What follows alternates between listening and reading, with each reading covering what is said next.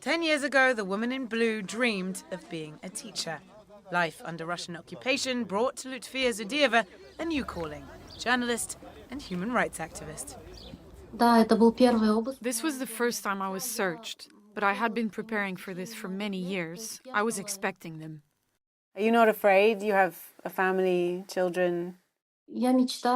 I hope that my work will lead to the end of repression in Crimea. This was Zudiyeva's third arrest in 4 years, this time over several social media posts. Scenes like this are increasingly common, especially in Crimean Tatar communities.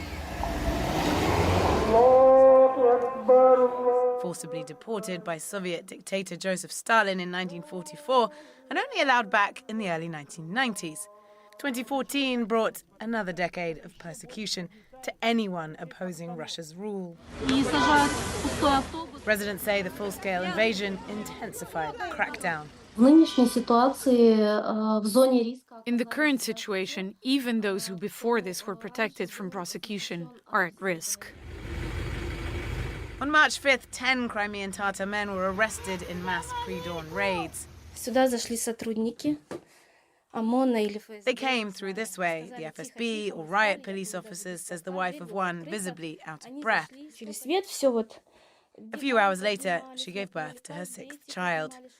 Well, we have seen a systematic effort, essentially, to erase Ukrainian identity, forcing people to take Russian passports, drafting Crimean men for Russian military. Another key policy, the UN says, is to replace those who leave. They brought in at least 100,000 Russians to Crimea since the annexation. That changes the demographic composition of the peninsula. When unmarked Russian soldiers, the little green men, began surrounding Crimea's military bases in March 2014, ethnic Russians were already a majority here.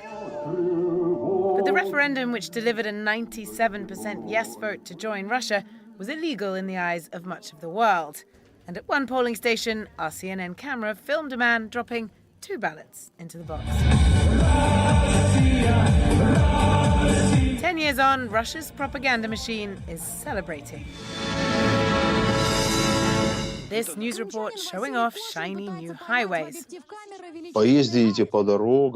If you drive along the roads, walk around the shops, it would probably seem like everything is wonderful. But there is another side, all right? I just came back from the pre-trial detention center visiting my defendants.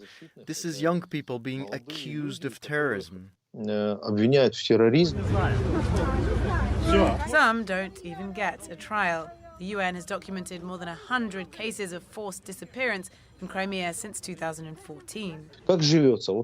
This is how we live. Today you drive along nice roads, arrive home, and then tomorrow you simply disappear. As Russia tightens its grip on Crimea's people, Ukraine has stepped up attacks on the peninsula on land and sea in recent months.